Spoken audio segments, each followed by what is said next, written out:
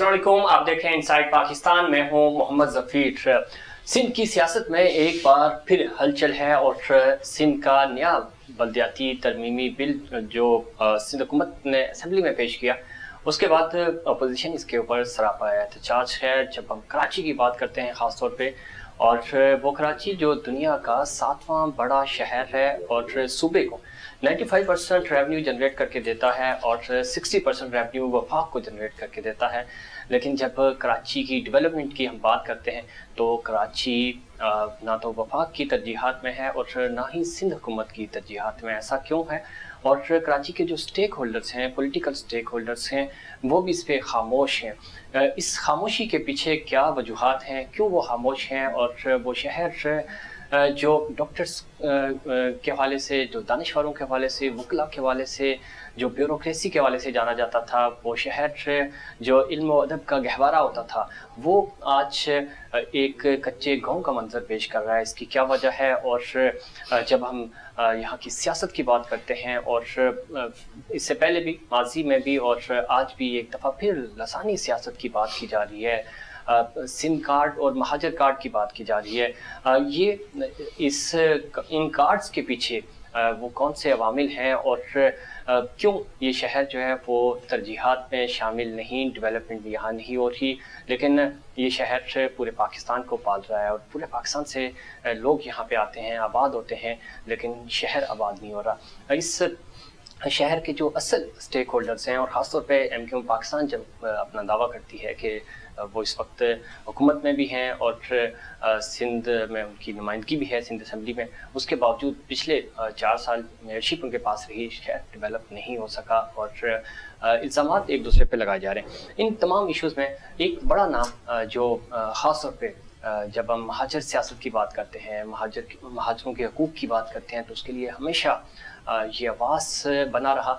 और आज हमारे साथ एक ऐसी ही शख्सियत मौजूद है और उनसे जानेंगे कि असल में सिंध के इश्यूज़ और ख़ास तौर पे कराची का जो मुकदमा है वो सही मानों में क्यों नहीं लड़ा जा सका, और अब तक वो इस मुकदमे में उनका क्या किरदार रहा, उन्होंने कराची की सियासत में और ख़ास तौर पे महाजर सियासत में उनका किरदार कैसा रहा। जनाब चेयरमैन महाजर कौमी मूवमेंट आफाक अहमद साहब हमारे साथ मौजूद हैं, बहुत शुक्रिया, वेलकम। आफाक अहमद साहब, सबसे पहले माजी में नहीं जाना चाहते और उस तरफ भी मैं नहीं जाना चाहता, क्योंकि हम चाह रहे हैं कि आपके इस कीमती वक्त का हम फ़ायदा उठाएं। मैं बल्दियाती तरमीमी एक्ट की तरफ आता हूँ, इस पे आपका क्या मौक़िफ़ है? देखिए, बल्दियाती तरमीमी एक्ट जो है उसको सूबाई हुकूमत ही कहती है, शहर के मफाद में है, और अगर उनकी उसके इस दावे को देखते हैं तो ज़ाहिर है कि ऐसा लगता है कि वो शहर के बाकी जो बचे कुछ वसाइल हैं उन पर भी कब्ज़ा करना चाहते हैं। अगर वो सिंसियर हैं तो ज़ाहिर है शहर का इंफ्रास्ट्रक्चर, जो इदारे जिनको मेंटेन करते हैं इस इंफ्रास्ट्रक्चर को और जो बनाते हैं, उन इदारों को फिर शहर के मातहत, शहरी हुकूमत के मातहत किया जाना चाहिए था, जो तरमीमी बिल आया था उसमें। ऐसा कुछ भी नहीं है, बल्कि जो इदारे थे भी शहरी हुकूमत के पास, वो भी अब सिंध गवर्नमेंट में उनकी जो शक्ल है वो सिंध गवर्नमेंट के अंदर उसको एब्जॉर्ब कर दिया। ठीक है।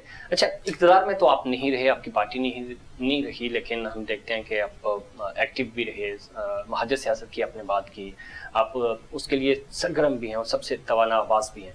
लेकिन आपको नहीं लगता कि जो शहर, यानी शहरी सिंध और दही सिंध की एक तकसीम हुई और उसके बाद अब जो इस एक्ट को काला कानून भी कहा जा रहा है, जमात इस्लामी प्रोटेस्ट कर रही है, आप प्रोटेस्ट कर रहे हैं, MQM PSP तमाम, और ख़ासतौर पे आपके जो महाजर सियासत के जो धड़े वो भी प्रोटेस्ट एहतजाज हैं, लेकिन जिम्मेदार कौन है? 2001 का जो तरमीमी जो एक्ट आया था उसमें तो मेयर के पास बहुत अच्छे इख्तियारात थे, नेमतुल्लाह खान साहब ने डिलीवर किया, उसके बाद मुस्तफ़ा कमाल साहब ने काम किया। 2013 का एक्ट आया, उसमें जो तरमीमी एक्ट था वो फिर MQM देखिए 18th अमेंडमेंट के बाद जिस तरह वफाक से इख्तियारात और वसाइल जो है वो सूबाई सतह पर मुंतकिल हुए, तो उसी 18वीं तरमीम के तहत जो है लोग ये एक्सपेक्ट कर रहे थे कि मज़ीद इख्तियारात और वसाइल जो है वो शहरी हुकूमत तक मुंतकिल किए जाएंगे नीचे। ठीक है, लेकिन ऐसा नहीं हुआ। ऐसे ही اچھا نہیں ہوا، اس کی ذمہ دار کس کو سمجھتے ہیں؟ ایک طرف تو سندھ حکومت تو ہے ہی، ہمیں 14 سال سے سندھ حکومت یہاں حکومت کر رہی ہے مسلسل، لیکن کیا سندھ حکومت اکیلے ذمہ دار ہے اس سارے عمل کی؟ یقیناً جو لوگ اسمبلیوں میں ہیں ان کو بھی اپنا موقف سخت رکھنا چاہیے تھا اس معاملے میں، اور شاید وہ اس انداز میں اپنا مقدمہ پیش نہیں کر سکے یا اس انداز میں اپنے مفادات کا دفاع نہیں کر سکے. لیکن دیکھیے یہاں کیونکہ ہمارے ہاں پاکستان میں چاہے وہ وفاق ہو چاہے وہ صوبہ ہو، وہاں پر کثرت رائے پر فیصلے ہوتے ہیں، اتفاق رائے پہ نہیں ہوتے. جس کے پاس کثرت ہوتی ہے وہ اپنے آپ کو درست سمجھتا ہے، اور جو کثرت سے محروم ہوتا ہے اسے اقلیت کہہ دیا جاتا ہے، جس طرح مراد علی شاہ نے کہا، اور انہوں نے کہا کہ اقلیت فیصلے نہیں کرتی. تو یہاں کیونکہ کثرت رائے پہ فیصلے ہوتے ہیں، اور سندھ کے شہری علاقوں کو ہمیشہ سے کم گنا گیا، اور جو کانسٹیٹوئنسیز بنی صوبائی اور قومی اسمبلی کی، ان میں بھی امتیازی سلوک رکھا گیا کہ شہری علاقوں کے اندر زیادہ آبادی کے اوپر صوبائی اور قومی اسمبلی کے حلقے بنے، اور دیہی علاقوں میں کم آبادی پر بنے، جس کی وجہ سے صوبائی اور قومی اسمبلی میں دیہی سندھ کی سیٹیں ہمیشہ زیادہ رہی ہیں، جس کی وجہ سے انہوں نے اسمبلی کے اندر عددی برتری کو اپنے قائم رکھا، اور اس عددی برتری کی بنیاد پر انہوں نے تمام ظلم و زیادتیاں جاری رکھیں. جس طرح کوٹا سسٹم کا نفاذ تھا، پھر اس کی ایکسٹینشن تھی، اس کی توسیع جو بار بار ہوئی، اور اسی طرح پھر اس کی توثیق جو ہے وہ عمران خان صاحب نے سندھ کے دیہی علاقوں کو خوش کرنے کے لیے کر دی، غیر معینہ مدت کے لیے. بالکل ٹھیک ہے. آپ نے تانے کا ذکر کیا، وہ میں نے پوچھنا تھا آپ سے، اور ویسے ہی آپ نے اس کا تذکرہ بھی کر دیا. تانا آج کا نہیں ہے، بہت پرانے تانے آتے ہیں، اقلیت کے تانے آتے ہیں، کبھی میں بلب توڑانا نہیں چاہ رہا، لیکن یہ چیزیں اسی اسمبلی کے اندر ہوتی رہی ہیں. ایم کیو ایم پاکستان اس وقت خواجہ اظہار الحسن، وسیم اختر صاحب کی گفتگو، یہ ساری چیزیں وائرل ہیں، چل رہی ہیں، میڈیا پہ آن ریکارڈز ہیں. تو یہ لوگ تو ان کا حصہ رہے نا. آج جب بھی کوئی قانون پاس ہوتا تھا، ایم کیو ایم پاکستان جو ہے باہر پروٹیسٹ کر رہی ہوتی تھی، اندر بیٹھے وہ قانون پاس کر دیتے تھے، اور وہی چیزیں آج ہو رہی ہیں. آج کا جو پروٹیسٹ ہے، خاص ظاہر ہے آپ کی وہاں پہ نمائندگی نہیں ہے، لیکن آپ اس سیاست کو، کراچی کو سمجھتے ہیں. اب وقت گزر نہیں گیا، آج ہم پروٹیسٹ کر رہے ہیں. اگر اتنی بڑی تعداد میں پروٹیسٹ ہو بھی رہا ہے تو انہوں نے تو بل منظور کروا دیا، اور منظور کروائیں گے. اگلا جو میئر ہوگا وہ تو با اختیار نہیں ہوگا، وہ تو بے اختیار میئر ہوگا. میں نے آپ سے عرض کیا نا کہ جو بھی یہاں کی ریت اور روایت رہی ہیں وہ تو فیصلے کثرت رائے پر ہوتے ہیں، اور جس کے پاس کثرت ہے وہ اپنے غلط فیصلوں کو بھی درست قرار دیتی ہے. صحیح. کوئی کنسنسس کریٹ کرنے کی کوشش نہیں کی جاتی، کسی کے جذبات، کسی کے مفادات کا احساس کرنے کی کہیں ضرورت کبھی کسی نے محسوس نہیں کی. تو اگر یہ وہاں اسمبلی کے اندر احتجاج کرتے اور اسمبلی کے اندر اپنا رول پلے کرتے تو شاید تمام زیادتیوں کے باوجود لوگوں کو احساس ہوتا، جس طرح آپ نے شکایت کی یا جس طرح آپ کو احساس ہے کہ جب وقت گزر گیا تو اس کے بعد احتجاج کا کیا فائدہ. تو ہو سکتا ہے کہ اس کے اسمبلی میں احتجاج کے باوجود یہ قانون کو روک نہیں پاتے. بالکل ٹھیک ہے، لیکن اپنا رول پلے کرنا چاہیے. رول پلے کرنا چاہیے تھا، اور وہ رول جو پارلیمانی سیاست میں ہوتا ہے ظاہر ہے اس کی ویلیو جس طرح فاغمن صاحب بھی بتا رہے ہیں. لیکن کیا وجہ ہے کہ کراچی کے سٹیک ہولڈرز، چاہے آپ ہوں، پی ایس پی ہو، آپ کے فاروق ستار صاحب ہوں، ایم کیو ایم پاکستان ہو، جماعت اسلامی ہو، پاکستان تحریک انصاف جو کہ وفاق میں بھی ہے اور یہاں سے بھی وہ جیت کر گئے، یہ سارے سٹیک ہولڈرز ایک پیج پر کیوں نہیں ہیں؟ کراچی اس سارے عمل سے نقصان تو کراچی کا ہو رہا ہے، کراچی میں آپ رہ رہے ہیں، ہم رہ رہے ہیں. دیکھو یار، کامن ایشوز کے اوپر تو لوگ ظاہر ہے کہ ان کی سوچ ایک جیسی نظر آتی ہے. جس طرح میں بھی اس قانون کی مخالفت کر رہا ہوں اور باقی لوگ بھی مخالفت کر رہے ہیں، تو جب کامن ایشوز ہوتے ہیں تو ظاہر ہے کہ ان کی سوچ تو یکساں ہوتی ہے. صحیح. اور سبھی لوگ اس پہ پروٹیسٹ کر رہے ہوتے ہیں. لیکن کسی ایک ایشو کے اوپر ہم کوئی مطلب یہ تو لوگوں سے توقع نہیں کر سکتے کہ وہ کوئی مرج ہو کے کوئی ایک طاقت بن جائیں گے یا کوئی ایک پلیٹ فارم. ظاہر سب کے اپنے مخالفت ہو رہی ہے یا سیاست ہو رہی ہے؟ بہت سارے لوگ تو یہاں سیاست کر رہے ہیں، مخالفت برائے سیاست نہیں ہے ان کا. دیکھیے مخالفت تو ہے، اگر اس کو وہ سیاسی طور پر اگر اس کا ان کو بینیفٹ ملتا ہے کہ وہ کسی بھی شہری مفاد کے خلاف کوئی کام ہو رہا ہے اس پر احتجاج کر رہے ہیں، تو مطلب احتجاج سے بھی گریز کیا جائے صرف اس لیے کہ اب کچھ ہو نہیں سکتا. نہیں، احتجاج سے گریز نہ کیا جائے، لیکن جن کے پاس جو آج احتجاج کر رہے ہیں ان کے پاس تو اسمبلی تھی، پلیٹ فارم یار اسمبلی میں میں نے کر گئے ہیں، اور وہ دیکھو میرے مخالفین ہیں، وزیر اعظم خود خالد مقبول صدیقی صاحب نے کہا، عامر خان صاحب نے کہا کہ یہ ہماری سیٹوں کی وجہ سے پرائم منسٹر بنے ہوئے ہیں، تو کیا وہ کراچی کا مقدمہ نہیں لڑ سکتے تھے؟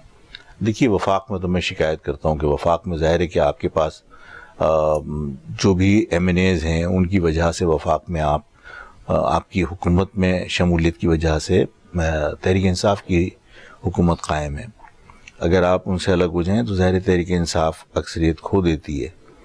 تو ایسے موقع پر آپ کو اپنے مسائل کے حل کے لیے دباؤ ڈالنا چاہیے تھا. نیشنل اسمبلی میں تحریک انصاف کی گورنمنٹ پر وہ نہیں ڈالا. اس پہ ظاہر ہے کہ ہمیں بھی دکھ ہے اور ہمیں غصہ بھی ہے. لیکن صوبائی اسمبلی کا جہاں تک تعلق ہے، دیکھیے صوبائی اسمبلی کے اندر واضح اکثریت پیپلز پارٹی کے پاس ہے، اور میری مخالفت صحیح، لیکن ظاہر اسمبلی میں اگر ووٹنگ کے ذریعے کوئی قانون پاس کرانا چاہے وہ، تو ان کی اکثریت کی وجہ سے وہ چاہے وہ قانون کو ہم کالا گئیں لیکن وہ پاس کرا سکتے ہیں. ہم احتجاج کر سکتے تھے، متحدہ احتجاج کر سکتی تھی، وہ احتجاج کر رہی ہے. ہمارے جو سندھ کے حکمران ہیں یا وفاق میں جو حکمران ہیں، انہیں لوگوں کے مسائل، ان کے مفادات، ان کے جذبات، ان کی خواہشات کا احترام کرنا چاہیے، اور بجائے اس کے کہ اپنی اکثریت کے زوم میں کوئی بھی قانون پاس کر دیا جائے، لوگوں کی آرا کو شامل کیا جانا چاہیے، لوگوں کے جذبات کا خیال رکھنا چاہیے، جو نہیں کیا جاتا. اور پاکستان میں یہ انہی روایات کو آپ جمہوری کہتے ہیں، تو جمہوریت کے اندر جبر نہیں ہونا چاہیے. صحیح، لیکن یہاں پہ جبر ہے. آپ کو لگتا ہے پاکستان پیپلز پارٹی آپ کے اور باقی جو اپوزیشن کی جماعتیں ہیں جو سٹیک ہولڈرز پروٹیسٹ کر رہے ہیں، ریویو کرے گی اس قانون پہ؟ میرا خیال ہے کہ اب تو گورنر کے پاس بھیج دیا، اور وہ 10 دن میں اگر انہوں نے گورنر صاحب نے سائن کر کے نہیں بھیجا، تب بھی جو آپ کے قوانین ہیں، جو آپ کے آئین کے اندر جو پروویژنز موجود ہیں، اس کے مطابق تو 10 دن کے بعد خود بخود وہ قانون کی حیثیت اختیار کر جائے گا. نہیں، آپ کو بھی لگتا ہے کہ اب کچھ ممکن نہیں ہے، اور پاکستان پیپلز پارٹی ظاہر شہر پہ قبضہ کرنا چاہ رہی تھی، وہ اس میں دیکھیے ممکنات تو صرف یہی ہیں نا کہ بھئی آپ کبھی کوئی ایسا موقع آئے کہ آپ کسی کے ساتھ مل کر اکثریت حاصل کر سکیں اور پیپلز پارٹی کو شکست دے سکیں، تو آپ کے ساتھ جو زیادتی ہوئی ہے ان کا آپ ازالہ کرنے کی کوشش کیجیے. اس کے علاوہ تو کوئی حل نہیں ہے. بہت اچھی نشاندہی کی، اچھا اشارہ کیا. میں ویسے بھی مل بیٹھنے کی طرف ہی آ رہا تھا. یہ بتائیے کہ جو باقی دھڑے، خالد مقبول صدیقی صاحب ہو گئے، عامر خان صاحب ہو گئے، فاروق ستار صاحب ہو گئے، مصطفیٰ کمال صاحب ہو گئے، ان کے ساتھ رابطہ ہے؟ انہوں نے کوئی آپ سے رابطے میں ہیں یا آپ نے ان کو دعوت دی؟ میرا ان دھڑوں سے، دیکھیے میرا ان دھڑوں سے تعلق کوئی بھی نہیں ہے، اس لیے کہ میں تو ظاہر 92 میں الطاف صاحب سے علیحدگی اختیار کر کے 91 میں میں نے علیحدگی اختیار کر لی تھی، اور اسی بنیاد پہ کی تھی کہ مہاجر لفظ سے انہوں نے اپنے آپ کو علیحدہ کرنے کی کوشش کی تھی، جس کی میں نے مخالفت کی تھی. تو ظاہر ہے کہ متحدہ قومی موومنٹ سے میرا کوئی تعلق کبھی رہا نہیں. تو جو دھڑے بنے ہیں وہ متحدہ قومی موومنٹ میں بنے ہیں. اگر وہ دھڑے آپس میں ملتے ہیں تو خوش آئند بات ہوگی، لیکن اس سے میرا کوئی تعلق نہیں ہے. آپ سے رابطے میں نہیں ہے؟ رابطے میں تو دیکھیے ہم سب لوگ ایک دوسرے کے کہیں نہ کہیں تقاریب میں اور کہیں نہ کہیں ملاقات ہوتی ہے. تو ظاہر ہے کہ ہم نے پہلے جیسی جو سخت گیر ہماری پالیسیز رہی ہیں اس میں نرمی لے کر آئے، سب ایک دوسرے سے سلام دعا بھی کرتے ہیں.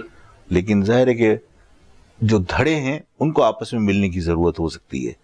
میں اس دھڑے کا حصہ نہیں ہوں، اس پارٹی میں سے کوئی ایک دھڑا میں نہیں ہوں. نہیں، آپ تو نہیں ہیں، لیکن ظاہر ہے آپ ایک انڈیویجول، جس طرح باقی جماعتوں سے کبھی کسی کامن ایشو پہ بات ہو سکتی ہے، اس طرح باقی سب سے بھی ہو سکتی ہے. صحیح، کیونکہ آپ نے تھوڑی دیر پہلے کہا نا کہ مل کر ہم سندھ حکومت کے خلاف کچھ کر سکتے ہیں. بالکل اسی طرح اگر اس طرح کا کوئی اتحاد بنتا ہے اور آپ اس کو لیڈ کریں گے، کچھ ہے اسی؟ نہیں، میں ابھی کوئی اس قسم کا اتحاد مجھے نظر نہیں آ رہا، لیکن کبھی کوئی ایسے کامن ایشوز ہوں جس پر باقی اور سیاسی جماعتیں بھی مل کر کوئی مشترکہ جدوجہد کریں تو ہم اس کا حصہ بن سکتے ہیں. لیکن کوئی پرٹیکولرلی ہم صرف متحدہ کی بات کریں یا کسی متحدہ کے دھڑے کی بات کریں تو ظاہر ہے میں ان کا حصہ نہیں ہوں. نہیں، وہ تو خیر بالکل نہیں آپ. لیکن اس سے زیادہ کامن ایشو کیا ہو سکتا ہے کہ اس وقت کراچی سکڑتا جا رہا ہے. کراچی کا میئر جو ہوگا آنے والا اس قانون کے تحت اگر یہ پاس ہو جاتا ہے تو اس کے پاس تو صرف کچرا اٹھانے کا اختیار ہے، اس کے علاوہ تو کچھ بھی اس کے پاس نہیں ہے. تو جب تک عمران خان صاحب کہتے تھے، اور خاص طور پہ باغ جناب ہے جہاں آپ جلسہ کرنے جا رہے ہیں 26 کو، وہاں کھڑے ہو کے الیکشن سے پہلے انہوں نے کہا تھا کہ میں تو ایسا زبردست بلدیاتی نظام کراچی کو دوں گا، اختیارات دوں گا، چیزیں، لیکن وہ تو حل نہیں کر سکے. لیکن اب جو ہے یہ تو سب چیزیں ہاتھ سے نکلتی جا رہی ہیں. میں نے آپ سے کہا کہ کثرت رائے کی بنیاد پر جب فیصلے ہوتے ہیں تو نتائج اسی طرح کے نکلتے ہیں.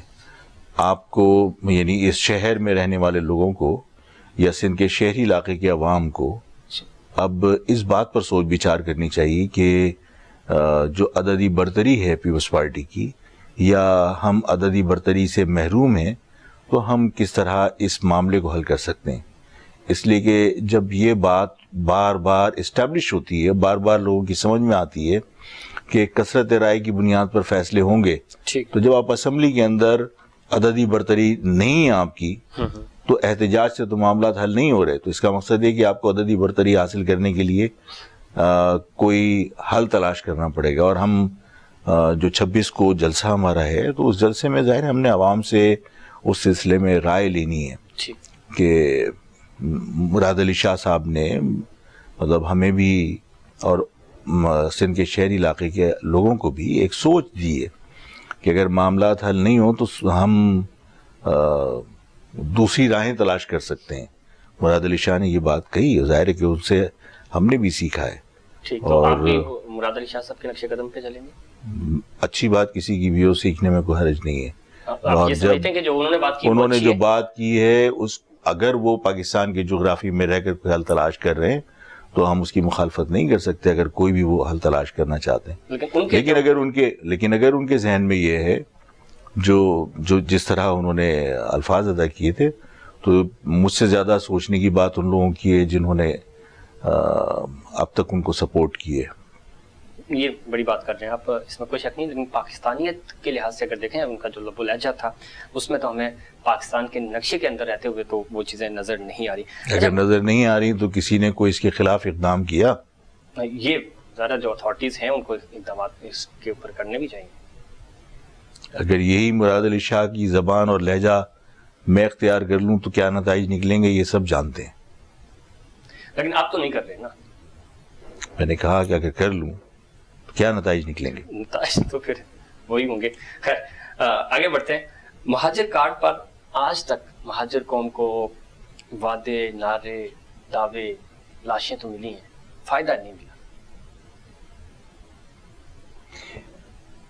اصل میں بہت سارے لوگ جو ہے وہ غیر سنجیدگی کا مظاہرہ کرتے ہیں اور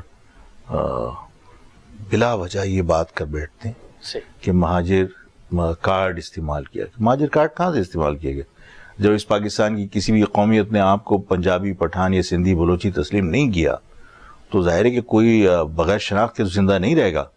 اس نے اگر اپنی شناخت کے لیے جدوجہد کی اور اس نے اپنی شناخت کو منوایا تو اس میں ظاہر قربانیاں دینی پڑتی ہیں. نقصان بھی ہوا ہے اور وہ نقصان کچھ غلط پالیسیوں کا نتیجہ بھی ہو سکتا ہے اور کچھ دانستہ طور پر جو ہے وہ پاکستان کی حکومتوں کا اس میں حصہ بھی شامل ہے جو اپنے مفادات کے لیے اس شہر کو بدامنی میں دھکیلتے رہے مستقل. آپ ان کو ذمہ دار سمجھتے ہیں اس چیز کا؟ بالکل.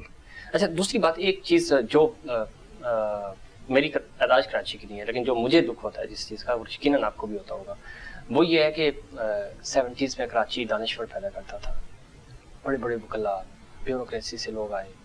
لیکن 70s 80s کے بعد اب ہم دیکھ رہے ہیں، اور اس وقت بھی اگر آپ کراچی یونیورسٹی جو سب سے بڑی یونیورسٹی ہے اس وقت، اس میں وزٹ کریں گے تو مہاجر جو اسٹوڈنٹ ہیں وہ اس لیول پہ نہیں پہنچ پا رہے. جو کراچی CSS میں ٹاپ کرتا تھا وہ پاس نہیں کر پا رہا. سر اس کا ذمہ دار کون؟ دیکھو، میں کچھ سخت بات کہنا نہیں چاہتا، لیکن آج بھی اس شہر کی کسی گلی سے اٹھا کے کسی مہاجر بچے سے پاکستان کی کسی بھی قومیت کے بچے کا مقابلہ کرا لیں، اگر صلاحیت کے اعتبار سے وہ کم نکل آئے تو میں ذمہ دار ہوں. سوال یہ پیدا ہوتا ہے کہ CSS کے ایگزام پاس کرنے کے لیے جو کمیٹیاں آپ نے بنائی ہیں کیا وہ میرٹ کی بنیاد پر فیصلے کرتی ہیں؟ اور اگر صلاحیتوں کے اعتبار سے مہاجر بچے کمزور تھے تو پھر دیہی علاقے کے لوگوں کو ان کے برابر لانے کے لیے کوٹا سسٹم نافذ کرنے کی ضرورت کیا تھی؟ میرٹ کے اوپر لے آتے. اور اگر آج وہ بچے کمزور ہیں تو میرٹ کے اوپر آج لے آؤ, ختم کر دو کوٹا سسٹم. آج بھی مہاجر بچے پاکستان کی تمام قومیتوں سے زیادہ باصلاحیت اور تعلیم یافتہ ہیں. یہ درست ہے کہ گورنمنٹ کی یونیورسٹیز کے اندر حکومت کی پالیسیز کی وجہ سے 3rd ڈویژن میں پاس کیا ہوا بچہ ایڈمیشن لیتا ہے, لیکن مہاجر بچے ایڈمیشن نہیں لے سکتے. وہ پرائیویٹ یونیورسٹیز کے اندر اپنے گھر کے برتن بیچ کے ماں باپ ان کے بچوں کی پرائیویٹ فیسیں جمع کراتے ہیں. تو آدمی جا کے وہاں پہ چترال اور گلگت کے لوگوں کو کراچی یونیورسٹی میں دیکھ کر یہ تصور کر لیتا ہے کہ مہاجر ماؤں نے جو ہے وہ اچھے بچے پیدا کرنا بند کر دی. ایسا نہیں ہے, اچھے بچے پیدا ہو رہے ہیں, کیوں اس قسم کی بات کرتے ہو نہیں کر پا رہے, اور وہ یار یونیورسٹی کی مزدوری میں لگے ہوئے ہیں. وہی تو ہم کہہ رہے ہیں, غلط بات ہے کہ مزدوری میں لگے ہوئے.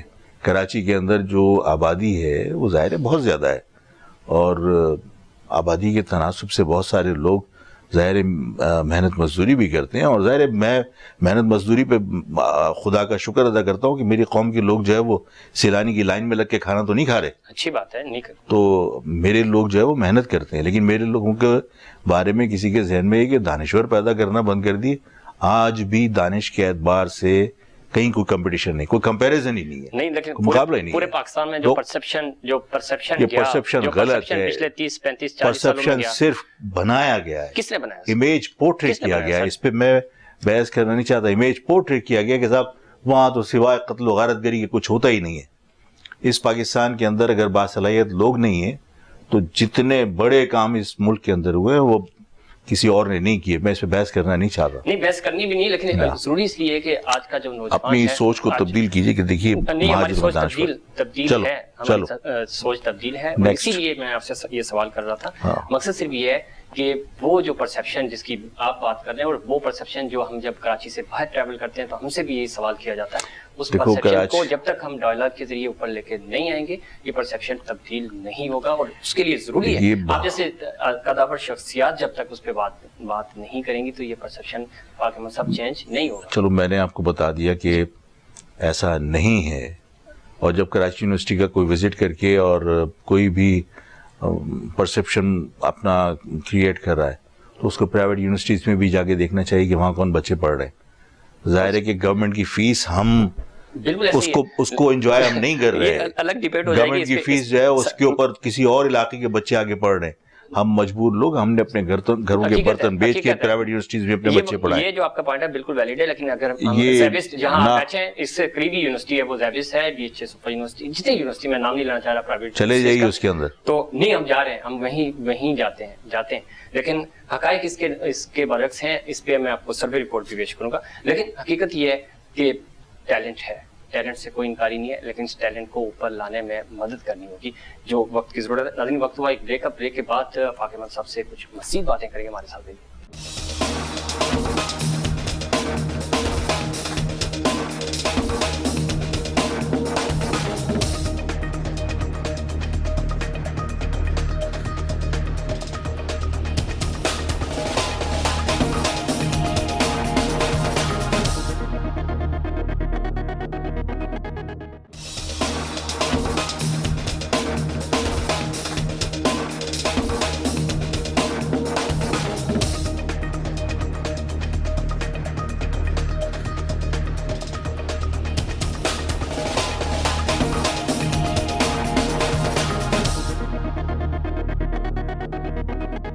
پروگرام میں ایک بار پھر خوش آمدید. ہمارے ساتھ جناب چیئرمین مہاجر قومی موومنٹ فاقہ احمد صاحب موجود ہیں.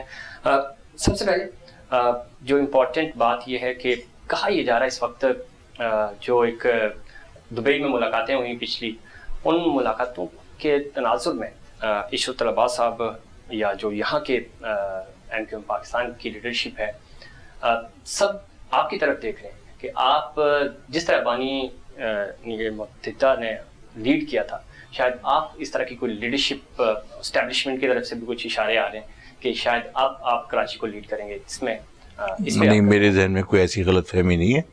عشرت طلباء صاحب نے مجھے فون کیا تھا, اور یہ آج کا واقعہ نہیں ہے, میرا خیال ہے کوئی مہینہ ڈیڑھ ہو گیا, اور انہوں نے مجھے بتایا کہ وہ باقی لوگوں سے رابطے کر رہے ہیں اور وہ کوشش کر رہے ہیں کہ یہ جو تقسیم ہوئے ہیں دھڑے جو بنے ان کو وہ متحد کرنے کی کوشش کریں. تو ظاہر ہے میرا ان دھڑوں سے کبھی کوئی تعلق نہیں رہا، اور میں نے آپ سے ابھی بھی کہا کہ میں ایک الگ جماعت ہوں، میں متحدہ کا کوئی نکلا ہوا حصہ نہیں ہوں. جب انہوں نے متحدہ کے دھڑوں کو متحد کرنے کی بات کی تو میں نے ان کو کہا کہ میری نئی خواہشات آپ کے ساتھ ہیں، اگر اس سلسلے میں آپ کوئی کوشش کرتے ہیں اور یہ متحدہ کے جو دھڑے ہیں یہ ایک ہوتے ہیں اور کوئی کردار ادا کر سکتے ہیں اس شہر کے لیے، اس قوم کے لیے، تو مجھے خوشی ہوگی، میری دعائیں آپ کے ساتھ ہیں. تو اس کے علاوہ ظاہر ہے کہ میری کوئی اور ان سے کوئی سیاسی معاملات پہ بات نہیں ہوئی، اور نہ مجھے کوئی غلط فہمی ہے کہ کوئی جس طرح آپ نے کہا کوئی ایسا کچھ ہونے جا رہا ہے. اچھا، ایسا کچھ نہیں ہے. دوسرا، 26 دسمبر کا جلسہ آپ نے کہا کہ شہری سندھ کی تاریخ بدل دے گا، اس کے پیچھے کیا آپ کو کیا لگتا ہے کہ ایسا کیا ہونے جا رہا ہے 26 کو جو ایک نئی تاریخ رکھ؟ نہیں، میں نے یہ نہیں کہا تاریخ بدل دے گا، میں نے یہ کہا کہ یہاں کی سیاست کو تبدیل کر دے گا، سیاست بدل دے گا. اور بالکل ڈیفینیٹلی میں یعنی آج بھی کہتا ہوں اور مجھے یقین ہے میں جو کچھ کر رہا ہوں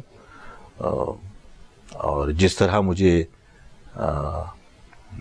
فیڈ بیک مل رہا ہے اور جو مجھے لوگ آ کے بتاتے ہیں جو صورتحال، تو اس میں وہ جلسہ یقیناً سندھ کی اربن سندھ کی نہیں، سندھ کی سیاست کو تبدیل کرے گا. اچھا، سندھ کی سیاست کو تبدیل کرے گا، کیسے کرے گا؟ کچھ شیئر کریں گے ہمارے ناظرین سے، اور خاص طور پہ دیکھیں جو لوگ آج سے ہوگا، کچھ آئیڈیا فلوٹ کرنے جا رہے ہیں، کچھ نئی سوچ دینے جا رہے ہیں. یہ جلسے میں لوگوں سے رائے لوں گا اور اس میں پالیسیز بناؤں گا. صحیح. اور جو چیزیں میرے ذہن میں ہیں اس پہ مجھے اپنی عوام کی حمایت حاصل کرنی ہے، ان کی رائے لے کر میں فیصلہ کروں گا. اور اگر عوام نے اس حق میں رائے دی تو ڈیفینیٹلی سندھ کی سیاست میں بہت بڑی تبدیلی آئے گی. رائے کس قسم کی؟ جلسے میں لوں گا تو پتہ چلے گا. اچھا، ہم پہلے نہیں شیئر کرنا چاہ رہے ہیں، سرپرائز دیں گے فاقم احمد صاحب. اچھا، صرف کراچی کی بات کر رہا ہوں، کراچی کی سیاست کا مستقبل کس کے ہاتھ میں دیکھ رہے ہیں؟ کراچی، یہ میں بعض اوقات آپ سوال بھی اس طرح کے کرتے ہیں کہ مجھے سخت جواب دینا پڑتا ہے. آپ کے گھر کا مستقبل کا فیصلہ کون کرے گا؟ گھر والے، گھر کا سربراہ کرے گا. میں اگر پشاور کے مستقبل کا فیصلہ نہیں کر سکتا تو کوئی اور کراچی کے مستقبل کا فیصلہ بھی نہیں کر سکتا. ہم ہی نے کرنا ہے اور ہم ہی کریں گے. لیکن ایسا ہوتا ہوا نظر نہیں آ رہا نا. نظر آئے گا، اس لیے کہہ رہا ہوں، نظر آئے گا. جو جس طرح آپ کہتے ہیں بات ادھر چلی جاتی ہے، نظر آئے گا، نظر آئے گا. اس دفعہ نظر آ رہا ہے 26 کو. اس پہ جو آپ بات کر رہے ہیں، اس پہ ہماری آپ کے جو مخالفین ہیں ان سے بھی بات ہوئی. وہ کہہ رہے ہیں کہ کسی کے 22 اگست کے بعد فاقم احمد صاحب خاموش تھے، کسی کے کہنے پر وہ یہ سب کچھ کرنے جا رہے ہیں. یار میں کبھی خاموش نہیں رہا، لیکن اس طرح ایکٹیو، ہائپر ایکٹیو نہیں جس طرح آپ جلسے کرنے جا رہے ہیں. وہ جلسہ تو آپ کی پریس کانفرنس، مجھے بتائیے کہ لیاقت آباد فلائی اوور کے اوپر جلسہ 22 اگست کے بعد نہیں ہوا، تو پھر اپنی کم سے کم میموری کو تو ریفریش کرو یار. نہیں، ہم تو ان کی بات کر رہے ہیں نا، ہم اپنی تھوڑی کر رہے ہیں. اگر وہ لوگ کہہ رہے تو تم تو کم سے کم، آپ تو کم سے کم اس کو کہو نا کہ بھئی یہ تو ہو چکے نا یار. اب یہ کہہ دینا کہ صاحب وہ 22 کے بعد ابھی ایکٹیو ہوئے، میں تو کبھی انیکٹیو نہیں ہوا. لیکن ظاہر ہے کہ میں جس طرح کی پولیٹکس باقی لوگ کرتے ہیں وہ میں نہیں کرتا. میں اپنے انداز میں کرتا ہوں. جہاں ضرورت ہوتی ہے وہاں میں میڈیا سے بھی انٹریکٹ کرتا ہوں، نہ میں میڈیا سے بھی غیر ضروری طور پر انٹریکٹ نہیں کرتا. بالکل ایسے ہی. اچھا، عامر خان صاحب نے کہا آپ کے بارے میں کہ جب جیل میں تھے ذوالفقار مرزا صاحب آپ کو ملے اور انہوں نے کوئی 25-30 لاکھ روپے آپ کو دیے. یہ آج کل ڈیجیٹل پہ اتنا فلوٹ کر رہا ہے، اور اس پہ آپ کیا اپنا موقع ہے؟ یار یہ عامر خان سے پوچھنا، انہوں نے تو بتا دیا. چلو دوبارہ پوچھنا. اچھا، میں ان معاملات میں اس لیے نہیں پڑھنا چاہتا کہ دیکھو اس میں ترشیاں بڑھتی ہیں، ٹھیک ہے نا. میں اپنے کام سے کام رکھنا چاہتا ہوں، اور ظاہر ہے کہ ان کے کہہ دینے سے کوئی عوام جو ہے وہ کسی بات پر یقین نہیں کر لیتی. عوام کو پتہ ہے کہ آفاق کیا ہے اور آفاق کی ورد کیا ہے. آفاق کوئی ذوالفقار مرزا آئیں گے اور وہ آ کے 25 لاکھ روپے دیں گے، اور آفاق احمد جو ہے وہ 25 لاکھ روپے رکھ لیں گے، اور آفاق احمد جو ہے وہ اتنے چھوٹے سے معصوم بچے ہیں کیا؟ بلا وجہ کی باتیں. جس نے بات کی اس کا ہی لوگوں نے مذاق اڑایا ہوگا نا. وہ تو خیر وائرل ہو گیا. اچھا، بلاول بھٹو صاحب کہہ رہے ہیں کہ ہم بوری بند لاشوں سے نہیں ڈرتے. اب تو ایم کیو والے یہ تو مرے ہوئے ہیں، اس بیان کو کس طرح دیکھتے ہیں؟ ایم کیو والوں سے ریئیکشن لیں. اچھا، آپ اس پہ کمنٹ نہیں کرنا؟ جس دن مجھے کہیں گے میں بتا دوں گا. ٹھیک ہو گیا. اچھا دوسرا یہ آپ نے ہی اس میں کہا کہ یہ بزنس پارٹنر بنے ہوئے تھے، وہ تو بات اپنی جگہ ٹھیک ہے، ہم پہلے چونکہ اس پہ بات بھی کر چکے ہیں، لیکن یہ جو لسانیت کی ہوا چلی اور جو بیانات آئے سندھ حکومت کی طرف سے خاص طور پہ، آپ کو کیا لگتا ہے ان کو کیوں ضرورت پڑی اس بیان کی؟ کون سا بیان لسانی ہے؟ اس پہ میں آپ کو جواب نہیں ابھی آپ نے دیا تھا، اس لیے اس پہ ڈیٹیل نہیں جانا چاہ رہا، مجھے بیان یاد دلائیے، میں اس پہ پھر آپ کو جواب دے دیتا ہوں۔ سعید غانی صاحب کی پریس کانفرنس، کس کی؟ سعید غانی صاحب کی پریس کانفرنس، انہوں نے کہا کیا نام ہے آپ کے جو سی ایم سندھ ہیں، انہوں نے کہا کہ ہمیں سوچنا پڑے گا، اگر نہیں وہ انہوں نے وفاق کو کہا، وفاق جواب دے نا، میں یہی تو کہہ رہا ہوں کہ وفاق کو اگر یہ بات میں کہہ دوں تو زمین آسمان ایک کر دیا جائے، سرٹیفکیٹ جاری کر دیے جائیں، صحیح، تو وفاق کرے نا فیصلہ کہ یہ جو بات کی ہے یہ میں کر سکتا ہوں، تو میرا کام تھوڑی یہ ہے، انڈر آبزرویشن ہی رکھا ہوا، چلو انڈر آبزرویشن ہی رہنے دو یار۔ چلے پرفیکٹ ہو گیا۔ اچھا یہ بتائیے بانی متحدہ کی واپسی ممکن ہے؟ کیونکہ پچھلے دنوں تھوڑا سا کچھ آوازیں آئی تھی، آپ کس نظر سے دیکھیں؟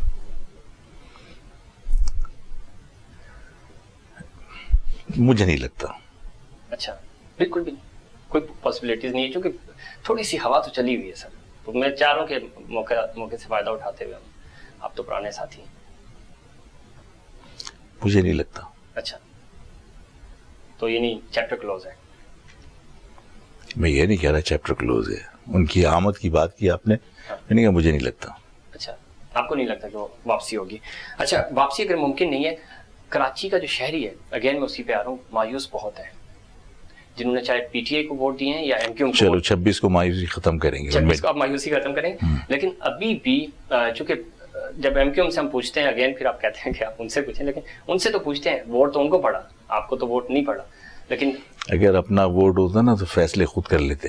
چلو آگے بڑھو۔ چلے یہ ہو گیا۔ اچھا 26 دسمبر کے بعد جب ہم آپ سے ملیں گے تو آج کے اس پروگرام میں اور 26 کے بعد اگر آپ نے موقع دیا پروگرام میں، تو کیا تبدیلی دیکھ رہے ہیں؟ جو آپ نے سیاست کی بات کی، چونکہ اگین میں اسی بیان کی طرف آؤں گا، آپ کی بڑی زبردست پریس کانفرنس بھی تھی کہ اب جو ہے وہ تبدیلی آئے گی، تبدیلی ہم نے 2018 میں بھی دیکھی ہے سر، تو یہ تبدیلی سیاست کی کچھ نہیں، میں اس تبدیلی کی بات نہیں کر رہا۔ اچھا مطلب میں نے کوئی یہ نہیں کہا کہ حکومت میں آ کے کوئی انقلاب برپا کر دیں گے، ٹھیک ہے نا، پالیٹکس میں تبدیلی کی میں نے بات کی، اور ظاہر ہے کہ جو اس وقت حالات ہیں اور جس میں سبھی لوگوں کو اس بات کا احساس ہے، آپ نے بھی نشاندہی کی کہ مہاجر عوام جو ہے وہ اضطراب کی کیفیت میں ہے اور گماگوں کی کیفیت میں ہے کہ وہ کہاں جائے، کیونکہ وہ تقسیم دیکھتے ہیں۔ صحیح۔ تو 26 کے جلسے کے بعد یہ غلط فہمی، یہ غیر یقینی کیفیت کا خاتمہ ہوگا، اور ظاہر ہے کہ جب قوم کے اتحاد کے بعد کوئی موو چلے گی تو سیاست میں تبدیلی آئے گی، اور میں نے کہا کہ میں بڑے فیصلے کروں گا اور لوگوں کی رائے لے کر کروں گا، اور جب بڑے فیصلے کروں گا تو سندھ میں بہت کچھ یعنی اب نارمل نظر آئے گا۔ اچھا چلیں یہ دیکھتے ہیں کہ 26 کے بعد کیا ہوتا ہے۔ ایک چیز اور آخری، اور اس کے بعد ہم آپ سے اجازت چاہیں گے، متحدہ بانی سے علیحدگی کافی نہیں، کفارہ ادا کرنا ہوگا، یہ کفارے سے کیا مراد تھی؟ یہ بات میں نے کہی ہے جی اسی کو اصل میں تاثر یہ دیا جا رہا ہے کہ ہم نے الطاف حسین سے علیحدگی اختیار کر لی، تو ہمارا مطلب جو ماضی میں ہم پہ الزام لگتے رہے اسے ہمارا تعلق نہیں ہے۔ تو الطاف حسین جو ہے وہ تنہا تو نہیں تھے کسی بھی معاملے میں، الطاف حسین کی اگر کوئی پالیسی تھی تو اس پالیسی کو ایگزیکیوٹ کون کر رہا تھا؟ اس شہر میں، اس ملک میں ان کی پالیسیز کو ایگزیکیوٹ کون کروا رہا تھا؟ تو ظاہر ہے کہ جب سب لوگ شریک ہیں تو اپنے گناہوں کا کفارہ ادا کرنا پڑے گا، ماننا پڑے گا کہ اس شہر کی تباہی میں ان کا بھی کردار ہے۔ صرف الطاف حسین کے اوپر ملبہ ڈال کے باقی لوگ جو ہے وہ فرشتے بنیں گے تو کام تھوڑی چلے گا۔ ٹھیک، تو آپ یہ سمجھ رہے ہیں کہ یہ فرشتہ بننے کی جو انہوں نے کوشش کی اور وہ کفارہ پراپر ظاہر ادا نہیں ہوا، یہی وجہ ہے کہ ان کو اس طرح چیزیں بھی نہیں ملی؟ بالکل ہو سکتا ہے، بالکل ہو سکتا ہے۔ ٹھیک، اچھا جاتے جاتے لسانیت سے آپ نہیں سمجھتے کہ پاکستانیت کو خطرہ ہے؟ پاکستان میں کون سی پولیٹیکل پارٹی جو پاکستان کی سالمیت کو مد نظر رکھتے ہوئے وفاق کی پالیٹکس کرتی ہے. کیا نواز شریف صاحب, چھوڑو یار, نواز شریف صاحب نے پنجاب کی پگنو لگ گیا داغ کے نعرے نہیں لگائے, بالکل لگائے. پیپلز پارٹی نے سندھو دیش کے یا سندھ کے نعرے نہیں لگائے. پاکستان کھپے کا نعرہ بھی لگا. وہ پاکستان کھپے تو میں 1000 مرتبہ پاکستان کھپے کا ہوں, تو اس سے مطلب آپ یہ سمجھیں گے کہ ہاں ٹھیک ہے اب لسانیت ختم ہو گئی. میں بھی روزانہ تسبیح پڑھ لوں گا. بات یہ کہ اس پاکستان کے اندر اگر آپ لسانیت ختم کرنا چاہتے ہیں تو لسانی بنیادوں پر صوبے ختم کر کے 1 یونٹ بنا دیجئے, کوٹا سسٹم ختم کر دیجئے, میرٹ کی بنیاد کے اوپر آپ لوگوں کو جہاں قابلیت کی بنیاد پر آ سکتے ہیں آنے دیجئے. آپ نے یونیورسٹی کی چھوٹی چھوٹی سیٹوں تک کے اوپر تو آپ نے کوٹا رکھا ہوا ہے. آپ زبان کی بنیاد کے اوپر جو ہے وہ تمام وسائل کو تقسیم کر کے اس ملک میں چاہتے ہیں لسانیت ختم ہو جائے اور لسانیت کا صرف تانا مجھے دیا جائے اور باقی تمام قومیتیں زبان کی بنیاد کے اوپر فخر محسوس کریں. لوگ تو پاکستان کی تاریخ سے زیادہ اپنی تاریخ کو بیان کرتے ہیں, کہتے ہیں پاکستان کی عمر اتنے سال, ہماری عمر اتنے 100 سال. تو وہاں کسی کو تکلیف نہیں ہوتی, وہاں لسانیت کسی کو نظر نہیں آتی. میں اگر اپنی شناخت کی بات کروں تو لسانیت کی بات ہو جاتی ہے. تو اس سوچ کو بھی ختم کرنا چاہیے. آپ لوگ بھی بالکل ٹھیک ہے, ظاہر ہمارا پلیٹ فارم حاضر ہے آپ کے لیے بھی, اور اسی پوائنٹ پہ ہم اختتام بھی کریں کہ ریاست نہیں سوچتی اس چیز پہ کہ جس طرف آپ اشارہ کریں. ریاست بنتی کس سے؟ ہم سے اور آپ سے تو بنتی ہے. ریاست کوئی اوپر سے اترے ہوئے فرشتے تھوڑی ہوتے ہیں. جب آپ مطلب اب آپ پاکستان کی افواج کو لے لیجئے, اس میں ظاہر ہے کہ پنجاب ریجمنٹ ہے, سندھ ریجمنٹ ہے, بلوچ ریجمنٹ ہے, فرنٹیئر کانسٹیبلری ہے. پاکستان 1 2 3 4 تو نہیں ہے نا. مجھے کیوں کہتے ہو کہ پھر قومیت کی بات نہیں کرو؟ آپ کو پاکستان کے اندر الحمدللہ ہم فخر کرتے ہیں بینگ اے مہاجر. اور مطلب لسانیت اور کس کو کہتے ہیں؟ آپ مجھ سے پوچھ رہے ہیں لسانیت کے نقصان دہ نہیں, قومیت کو. اوپر سے یہ دیکھیں فیڈرل جب ایکشن ہوتا تو وہ اسی بیس پہ تو ہوتا ہے نا, پھر یہی تو میں آپ سے کہہ رہا ہوں. اس سے انکار نہیں کر سکتے, اور یہ قومیتوں سے انکار کرنے کا کوئی فائدہ بھی نہیں ہے. کوشش یہ ہونی چاہیے کہ قومیت کی بنیاد کے اوپر سب کی اپنی شناخت ہو, لیکن قومیت کی بنیاد کے اوپر ایتھنک بیسس کے اوپر ڈسکرمنیشن نہیں ہو. نہیں ہونی چاہیے. یہ بات تو بالکل ٹھیک کہہ رہے ہیں اور اس کو ختم بھی ہونا چاہیے. لیکن فیصل سبزواری نے سندھ اسمبلی میں کھڑے ہو کے کہا کہ میں مہاجر نہیں ہوں, تو وہ ایک طرف وہ سیاست کرتے تھے. میں انہی کے الفاظ آپ کو دہرا رہا ہوں. ہم تو یہ کہہ رہے ہیں کہ آپ کی پہچان ہے اور آپ کی پہچان ہونی چاہیے. دیکھو یار, میں اللہ کا لاکھ لاکھ شکر احسان ہے, اللہ کا میرے اوپر بڑا اہم رحم ہے, کرم ہے کہ اللہ نے مجھے ہمت بھی دی اور اللہ نے مجھے ثابت قدم بھی رکھا کہ میں کبھی اپنی پالیسی سے انحراف کر کے اور منافقت نہیں کی. مطلب ایک وقت یہ تھا کہ یہ سب ساتھ تھے, 90 پر جی اے مہاجر کا نعرہ لگانا گناہ تھا, غلطی سے کسی کے منہ سے نکل جائے تو جوتوں سے پٹائی ہوتی تھی. پھر ایک وقت ایسا آیا کہ پھر جی اے مہاجر کے نعرے لگائے. پھر ایک وقت ایسا آیا کہ لوگوں نے کہا ہم نے مہاجر سیاست میں آخری کیل ٹھوک دی. کسی نے کہا کہ میں مہاجر نہیں, میں سندھی ہوں, میں تو اسکول میں بھی سندھی پڑھا ہوا ہوں. اور آج پھر الیکشن قریب ہے, عوام کو گمراہ کرنے کے لیے پھر سب کے سب نعرے وہی لگا رہے ہوتے ہیں کہ صاحب جی اے مہاجر, جی اے مہاجر. تو اب یہ سب چیزیں عوام کو سمجھ میں آ رہی ہیں اور عوام ظاہر ہے کہ ان سب چیزوں کو یعنی تسلیم کرنے کو تیار نہیں ہے کہ روزانہ آپ رنگ بدلتے ہیں. صحیح. تو اسی وجہ سے میں نے کہا کہ جو اضطراب کی کیفیت ہے اور جو لوگ غیر یقینی کیفیت سے دو چار ہیں, 26 کے بعد بہت بڑا چینج آئے گا. 26 کے بعد بہت بڑا چینج آئے گا. بہت شکریہ جناب وفاق احمد صاحب. ناظرین, گفتگو آپ نے سنی اور گفتگو سے کس حد تک آپ متفق ہیں, آپ کی فیڈ بیک کا ہمیں رہے گا انتظار. اور خاص طور پہ 26 دسمبر کا جلسہ کراچی والوں کے لیے اور جو شہری سندھ ہے اس کی سیاست میں ایک بڑی تبدیلی آئے گی. ایک اس تبدیلی کو دیکھنے کے لیے ہم بھی آپ سے یہی گزارش کریں گے کہ آپ جائیں, جلسہ اٹینڈ کریں اور دیکھیں, اور ہم بھی اٹینڈ کریں گے کہ یہ جلسہ کس طرح کراچی, بالخصوص کراچی کی تقدیر کیسے بدلے گا, اور وفاق احمد صاحب کس نئے ایجنڈے کے ساتھ ان کا کیا پیغام ہوگا مہاجر قوم کے لیے بھی اور خاص طور پہ سندھ کے شہریوں کے لیے. ناظرین, یہ تھا ہمارا آج کا پروگرام. امید کرتا ہوں دیگر پروگرامز کی طرح آج کا پروگرام بھی آپ کو پسند آئے گا. مجھے اور انسائٹ پاکستان کی پوری ٹیم کو دیجیے اجازت. اللہ حافظ.